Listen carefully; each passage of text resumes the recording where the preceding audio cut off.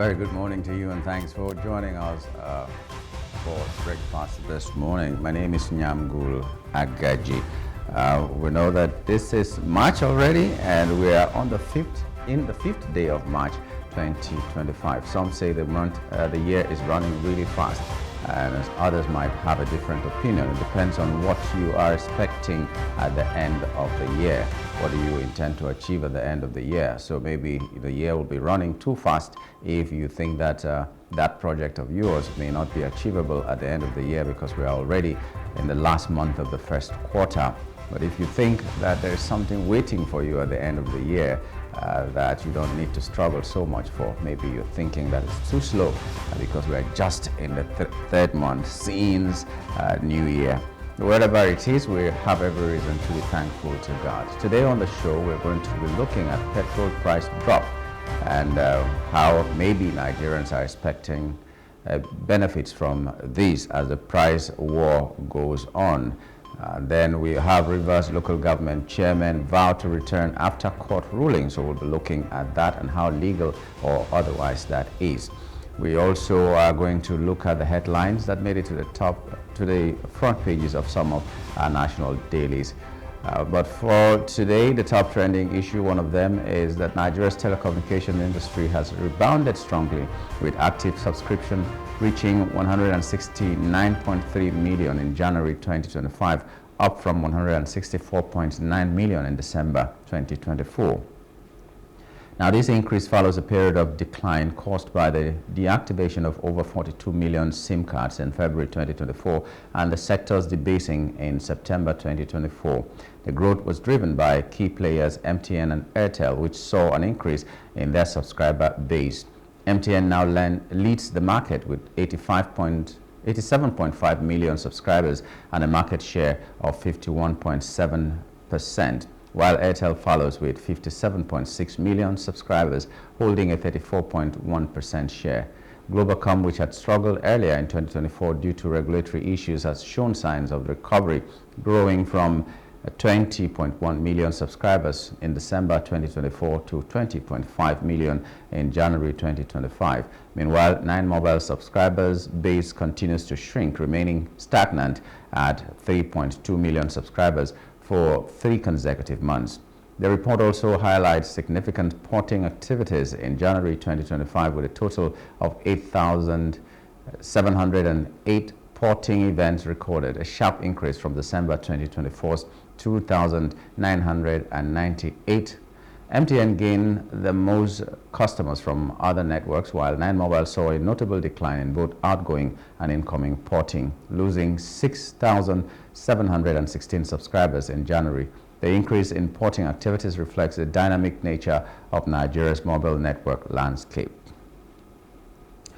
Well, I'm glad that the telecommunication industry is growing the way it is growing, and there's been a surge, but that shows that there's so much market for telecommunication, and it also shows that Nigerians are largely dependent on the networks nowadays. No matter who you are, even in the remotest of villages, people are using the network, and people are subscribing, they're buying data, they're buying network, and they're buying airtime and all that.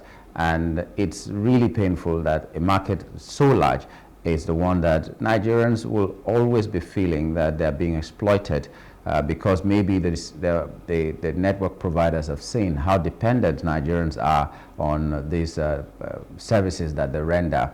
So a hike in tariff, a hike in the cost of buying data or buying airtime right now, or making calls and all that, it's really, really biting in an economy that you barely can have food to eat.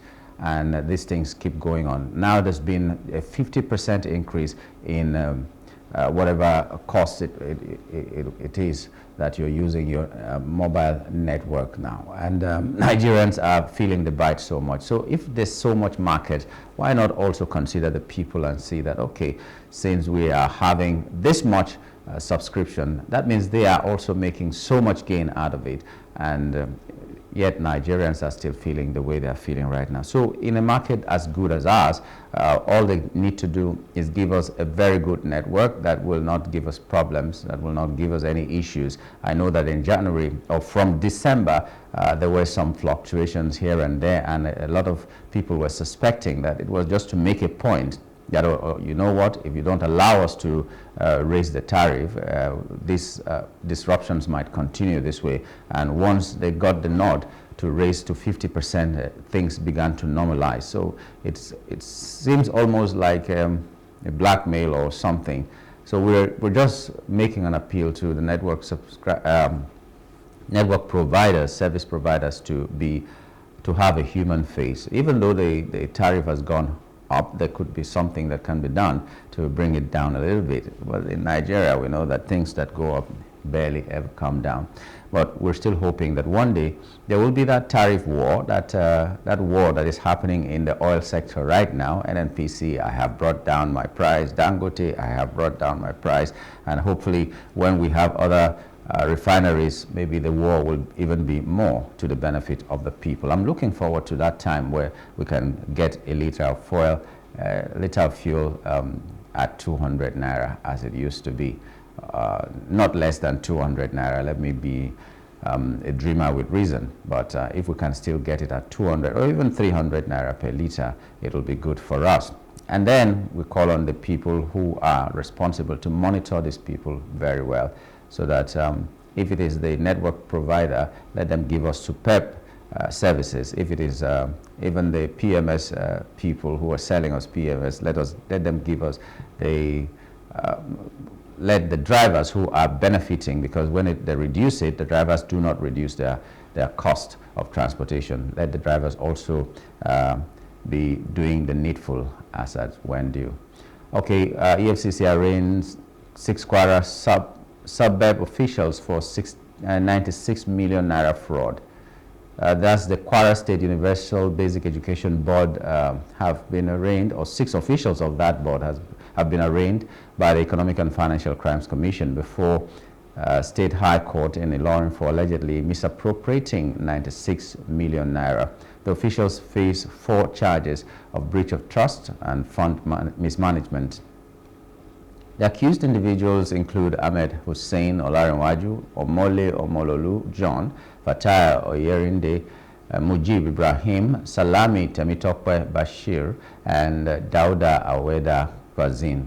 They are accused of misappropriating a portion of the 33.89 million naira from the Kwara State Subeb funds held in Sterling Bank in 2018. The charges allege that the officials in their respective roles were entrusted with the funds but instead committed criminal breach of trust. The case continues under prosecution by the EFCC in the Kwara State High Court.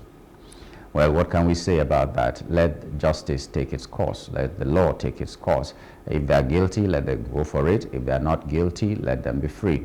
But one thing we need to know about misappropriation, in case you don't know, watching us right now, misappropriation doesn't necessarily mean that you stole money, but it means that you didn't use it for the purpose for which it was intended. So if let's say, ₦1 million was appropriated for buying of tissue paper, and you use the 1 million naira or 800,000 naira to take people to hospital, you know, to give food to the people who are less privileged. No matter how good that might be, you may have saved a life by taking someone to hospital. You might have saved a life by giving food to that person, so long as you did not use it to buy tissues. That's misappropriation. So whenever you hear misappropriation, don't think that it's only people who went to steal.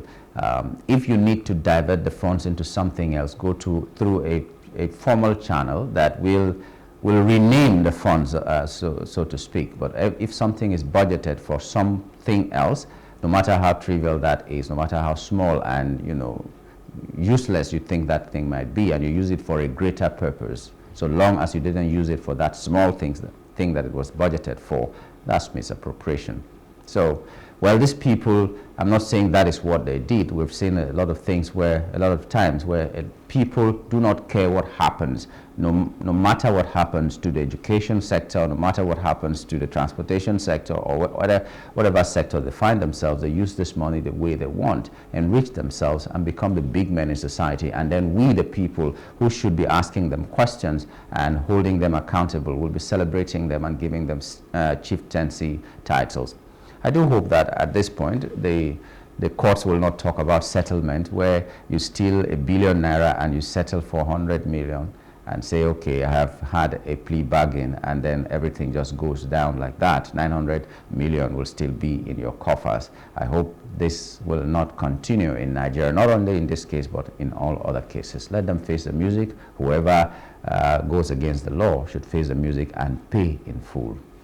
And a final one, and very briefly, is that the federal government has launched a new revenue platform, Treasury Management and Revenue Assurance, Tmras, to streamline government revenue collection. The platform is designed to manage payments for all ministries, departments, and agencies, that is MDAs, enhancing revenue collection and improving budget performance. Tmras will also ensure timely analysis of transactions and liberalize the payment process. Despite the launch of Tmras, the Remita platform, the Central Bank of Nigeria's CBN-approved payment gateway, will remain operational for at least 2 months. Remita will eventually be integrated into the new Tmras system alongside other CBN licensed payment services providers. The move, initiated under President Bola Tinubu's directive and spearheaded by the Minister of Finance, aims to improve the efficiency and transparency of government revenue collection. The Office of the Accountant General of the Federation emphasized that while Remita remains the approved gateway for now, other PSPs will be allowed to connect with the Tmras platform in the near future. Okay.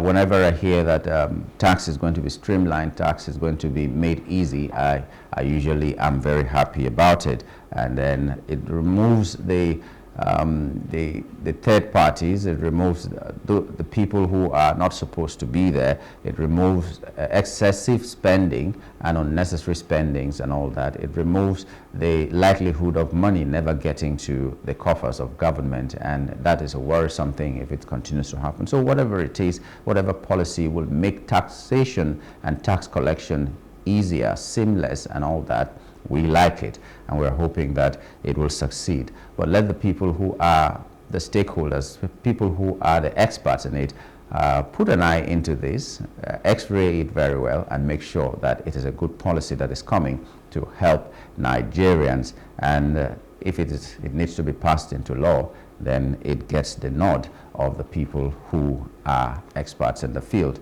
At the end of the day, what we want is for Nigerians to have a new lease of life, to be happy, to do their own bid in the development of our country. And that can be done by paying tax and paying it well and easily and transparently. That's the much we can take on top trending issues. We'll take a break. When we return, we'll be looking at the papers, those that have headlines other than one building that is going to come up in Nigeria. Stay with us.